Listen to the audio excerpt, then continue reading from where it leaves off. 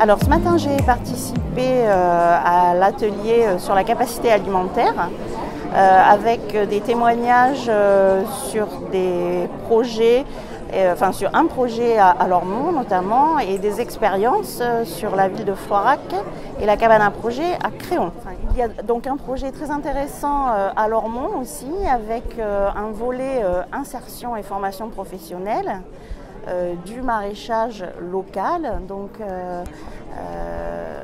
la possibilité pour l'épicerie solidaire d'avoir des produits en circuit court, pour des personnes de se former, alors plusieurs formations, le maraîchage, la cuisine, l'agroalimentaire, voilà, des projets très intéressants avec aussi des associations qui existent déjà.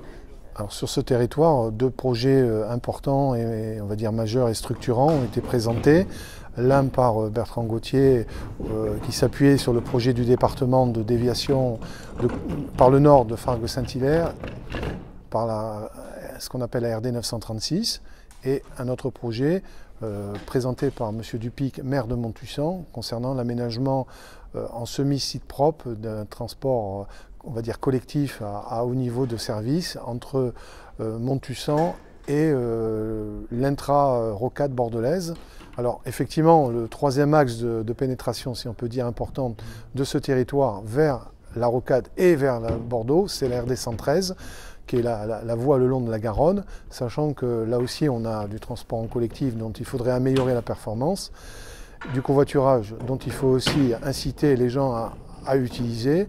Et donc là, on réaliserait sur des emprises quasiment existantes, ce qui est très important en termes de temporalité, comme pour le contournement de Fargue-Saint-Hilaire, une voie dédiée, transport en commun, mais aussi covoiturage et aussi voie véhicule propre. Donc moi ici, j'étais là pour présenter le projet que l'on est actuellement en train de porter, donc le projet Jeunes, Musique Actuelle et Art Numérique. C'est un projet d'insertion à destination des 15-30 ans sur Bordeaux et sa métropole.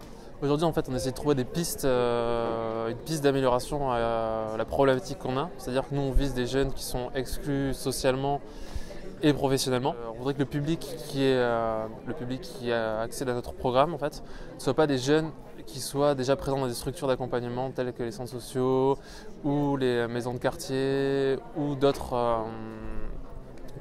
acteurs sociaux comme ça. On aurait vraiment des jeunes qui soient vraiment en marge et qui ont vraiment aucun contact en fait avec les structures existantes.